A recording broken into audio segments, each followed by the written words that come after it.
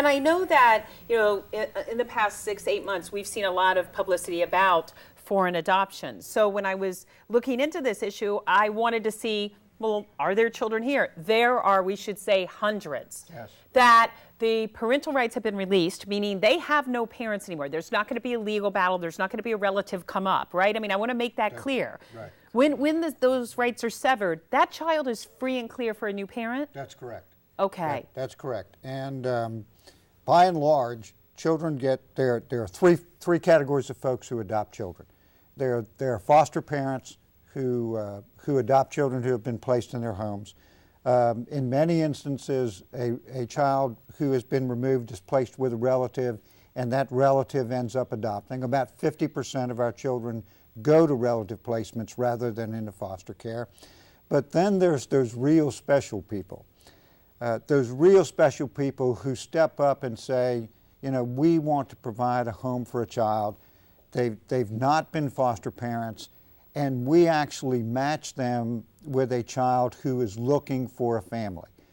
And when those happen, when those adoptions happen, that is time for real celebration. Because in many instances, without that family, those are the children who age out of the system, as you heard Josh talk about, and don't really have a family.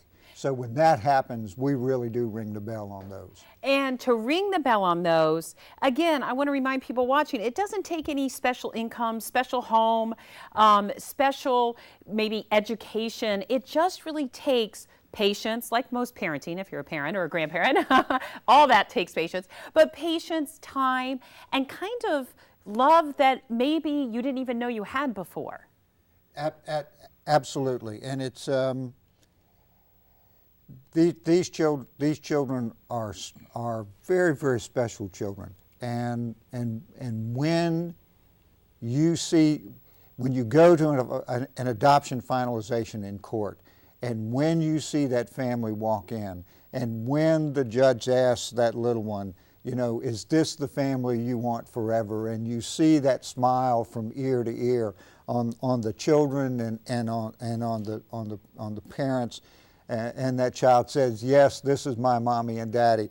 I mean, you know, it is the one few things that dependency judges get to do that they really enjoy doing. You know, they love adoption finalization day when that happens in their courtroom. And that, again, is such a special moment. And we met a special little boy who definitely, I mean, I will get choked up, and so will you when you watch this story, deserves that moment. Here's some more information and that story. Please watch carefully. It's almost as if you don't have the ability to know what those benefits are going to be on the front end, because they come to you and you don't quite know what they're going to be, but they're very positive.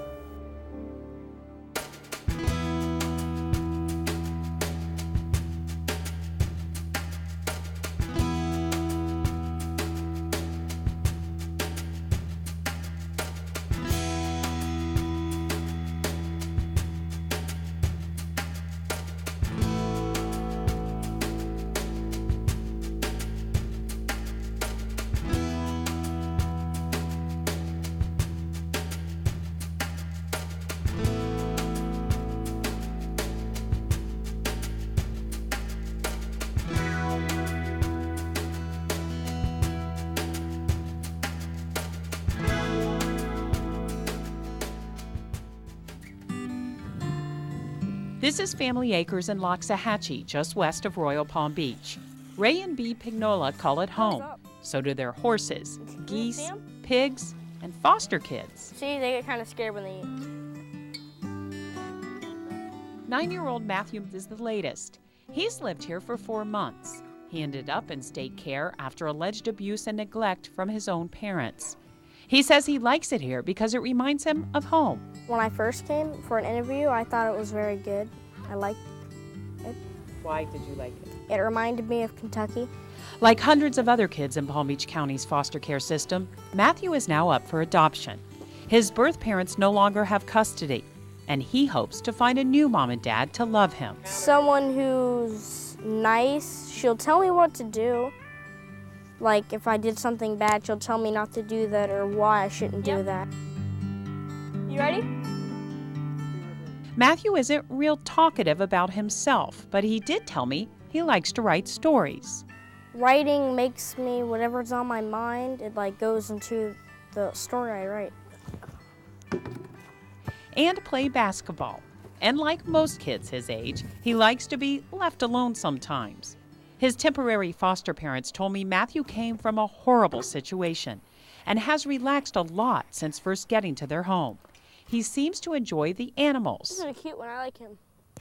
They're not all this soft and fuzzy, their hair is all hard. You gotta watch out for that tusk though, it can rip you apart if he gets mad at you. And hopes his adoptive dad will like them too. Someone who likes horses, can I like horses? And somebody who like help you with your homework at night or kind of leave you alone? Describe that part. I like the, leave me alone sometimes. But if I have a hard question or something, I'll ask them. Welfare workers say the ideal adoptive family would welcome Matthew as if he was their son and be patient as he fits into their life. Matthew believes he will find this dream. I'd like to be adopted because it would be great to have a family.